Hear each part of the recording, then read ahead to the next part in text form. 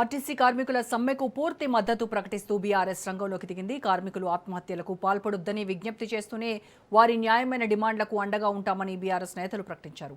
ఆత్మహత్య చేసుకున్న ఆర్టీసీ కార్మికుడు శంకర్ గౌడ్కు నివాళులర్పించేందుకు వెళ్లిన మాజీ మంత్రులు సబితా ఇంద్రారెడ్డి, శ్రీనివాస్ గౌడ్లను పోలీసులు అదుపులోకి తీసుకోవడం రాజకీయంగా చర్చనీయాంశమైంది.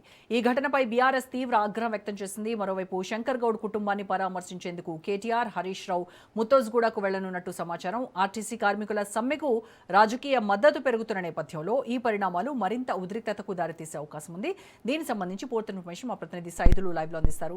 సైదులు, ఇవాళ శంకర్ గౌడ్ మృతదేహాన్ని అక్కడికి చూడడానికి వెళ్లి అలాగే కుటుంబ సభ్యులను పరామర్శించడానికి వెళ్ళినటువంటి మాజీ మంత్రులు సబితా ఇంద్రారెడ్డి, శ్రీనివాస్ గౌడ్లను ఇద్దరిని ఎందుకు అదుపులోకి తీసుకున్నారు, ఏ కారణాలు చెప్తున్నారు పోలీసులు? అలాగే హరీష్, కేటీఆర్లు కూడా ముత్తోజ్గూడకి వెళ్లేటువంటి అవకాశం ఉంది అని తెలుస్తా ఉంది. సో ముత్తోజ్గూడ పరిసర ప్రాంతాల్లో ఏ రకమైనటువంటి మోహరం ఉంది పోలీసులు? రోజా పెద్ద ఎత్తున మోహరించి ఉన్నారు ముత్తేజ్గూడెంలో పోలీసులు. సో అక్కడికి ఎవరిని కూడా రానిచ్చే పరిస్థితి కనిపించడం లేదు. మార్గ మధ్యలోనే ఎవరైతే శంకర్ గౌడ్ పార్థివ దేహానికి నివాళులు అర్పించేందుకు వెళ్తున్నారో వారిని మధ్యలో అదుపులోకి తీసుకుంటున్నారు. స్థానికంగా ఉన్నటువంటి పోలీస్ స్టేషన్కి తరలిస్తున్నారు.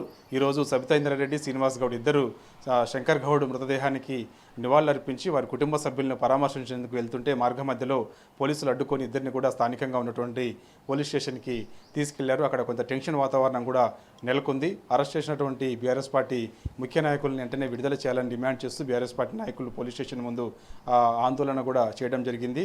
ఈరోజు ఉదయం నందినగర్ నివాసంలో కేటీఆర్ ఉన్నారు. సో నందినగర్ నివాసం చుట్టూ పెద్ద ఎత్తున పోలీసు బలగాలు మోహరించున్నాయి. కేటీఆర్ శంకర్ గౌడ్ మృతదేహానికి నివాళులర్పించేందుకు వెళ్తారేమో అని ముందస్తు సమాచారం మేరకు పోలీసులు నందినగర్ నివాసం వద్ద పెద్ద ఎత్తున పోలీసులు ఉన్నారు. సో బయటికి వెళ్తే అడ్డుకొని హౌస్ అరెస్ట్ చేశామన్న ఆలోచనతో కూడా చేశారు. సో ఇక మాజీ మంత్రి హరీష్ రావు ఈరోజు ఎక్స్ వేదికగా రాష్ట్ర ప్రభుత్వాన్ని ప్రశ్నించారు. సో శంకర్ గౌడ్ మృతి చాలా బాధాకరం అని చెప్పేసి కూడా ఎక్స్ వేదికగా మాజీ మంత్రి హరీష్ రావు అన్నారు. సో ఇది శంకర్ గౌడ్ ఆత్మహత్య చేసుకున్నారు.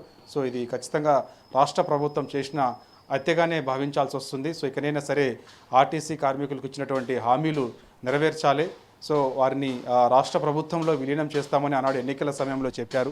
సో మేనిఫెస్టోలో కూడా అంశాలు పొందుపరిచారు. సో ఆ పొందుపరిచినటువంటి అంశాలను చూసి ఆర్టీసీ కార్మికులు కాంగ్రెస్ పార్టీకి ఓటేసి గెలిపించారు. అధికారంలోకి వచ్చి 2 ఏళ్లకు పైగా అవుతున్నప్పటికీ ఆర్టీసీ కార్మికులకు ఇచ్చినటువంటి ఏ ఒక్క హామీ నెరవేర్చలేకపోతున్నారు. ఇవాళ శంకర్ గౌడ్ సో ఇదే విషయంలో ఆయన మనస్తాపానికి గురై ఆత్మహత్య చేసుకున్నాడు. ఇది ఖచ్చితంగా ప్రభుత్వం చేసిన హత్య కాబట్టి శంకర్ గౌడ్ కుటుంబాన్ని రాష్ట్ర ప్రభుత్వం ఆదుకోవాలని కూడా ఎక్స్ వేదికగా శంకర్ గౌడ్ అంటే ఎక్స్ వేదికగా రాష్ట్ర ప్రభుత్వాన్ని హరీష్ రావు ప్రశ్నించారు. కాబట్టి సో కుటుంబ సభ్యులకు కూడా ప్రగాఢ సానుభూతి హరీష్ రావు తెలియజేశారు. సో ఇక శంకర్ గౌడ్ ముత్తేజ్గూడెం అంటే వాళ్ళ కుటుంబ సభ్యులు ఇంటికి వెళ్ళి అంటే అక్కడికి వెళ్ళి కుటుంబ సభ్యులను పరామర్శించేందుకు అవసరమైతే బీఆర్ఎస్ బృందం వెళ్ళాలని చెప్పేసి ఒక నిర్ణయానికి వచ్చింది. అది రేపు లేదంటే ఎల్లుండి మనకి పార్టీ ఆవిర్భావ దినోత్సవం కూడా మనకి 27వ తారీఖు ఉన్నది కాబట్టి సో మనకి 28 కానీ 29 కానీ ఏదో ఒక రోజు బీఆర్ఎస్ బృందం కేటీఆర్, హరీష్ రావు కీలక నేతలందరూ కూడా ముత్తోజ్గూడెం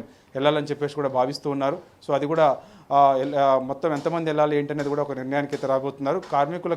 ఆర్టీసీ కార్మికులకి బీఆర్ఎస్ పార్టీ అండగా ఉంటుందని కూడా బీఆర్ఎస్ పార్టీ భరోసా ఇస్తుంది. ఆర్టీసీ కార్మికులు వాళ్ళకి ఇవ్వాల్సినటువంటి హామీలు ప్రభుత్వము విస్మరిస్తూ ఉంది, తర్వాత వాటిని అమలులో జాప్యం చేస్తూ ఉంది. ఈ కారణంగా బీఆర్ఎస్ కేవలం రాజకీయ విమర్శలకే పరిమితమవుతుందా? లేదు అని అంటే కార్మికులు చేస్తున్నటువంటి నిరసనలకు, ఆందోళనలకు ఎంత దూరమైనా వీళ్ళు కూడా సహకరించేటువంటి అవకాశం ఉందని చెప్తున్నారా? వాళ్ళ రోడ్ మ్యాప్ ఎలా ఉంది? ఎస్ రోజా, తప్పకుండా అంటే ఓన్లీ విమర్శలకే పరిమితం కాకుండా ఖచ్చితంగా క్షేత్రస్థాయిలో వెళ్ళాలని చెప్పేసి బీఆర్ఎస్ పార్టీ భావిస్తుంది. అందుకు ఒక కార్యాచరణ సిద్ధం చేసుకుంటుంది. పార్టీ ఆవిర్భావ దినోత్సవం తర్వాత అవసరమైతే నేరుగా వెళ్ళి ముత్తోజ్గూడెం వెళ్ళి అక్కడ శంకర్ గౌడ్ కుటుంబ సభ్యుల్ని పరామర్శించి అవసరమైతే రాష్ట్ర వ్యాప్తంగా సమ్మె కొనసాగుతుంది కాబట్టి సో ప్రతి చోటికి వెళ్ళి సమ్మె ఎక్కడైతే జరుగుతుందో ప్రతి డిపోలలో సమ్మె చేస్తూ ఉన్నారు కాబట్టి ఆర్టీసీ కార్మికులకు మద్దతుగా అవసరమైతే సమ్మెలో పాల్గొనాలని చెప్పేసి కూడా బీఆర్ఎస్ పార్టీ ఒక నిర్ణయానికి రాబోతుంది. సంపూర్ణ మద్దతు ఆల్రెడీ ఇచ్చినప్పటికి కూడా సో క్షేత్రస్థాయిలోకి వెళ్ళి సో సమ్మెకు మద్దతుగా ఉంటూ అవసరమైతే నిరసన దీక్షలో కూర్చొని నిరసన తెలియజేయాలని చెప్పేసి కూడా పార్టీ ఒక నిర్ణయానికి వచ్చింది. కాబట్టి ఖచ్చితంగా ఇది చేస్తేనే బాగుంటుందని కూడా అనుకుంటున్నారు. ఎందుకంటే ఓన్లీ రాజకీయ పరమైన విమర్శలు అంటే రాజకీయ లబ్ధి కోసమే విమర్శలు చేసే తూతు మంత్రంగా కాకుండా సో ఖచ్చితంగా ఇక నుంచి ఆర్టీసీ కార్మికులే కాదు తెలంగాణ రాష్ట్రంలో ఎవరికి ఏ కష్టం వచ్చినా, రైతులకు వచ్చినా, నిరుద్యోగులకు వచ్చినా, మహిళలకు వచ్చినా, ఎవరికి వచ్చినా సరే, ఆ ఉద్యోగస్తులకు వచ్చినా, ఎవరికి వచ్చినా సరే ఖచ్చితంగా బీఆర్ఎస్ పార్టీ అండగా ఉంటుంది అని కూడా ధైర్యం చెప్తూ వస్తుంది మొదటి నుంచి ఇప్పటి వరకు కూడా.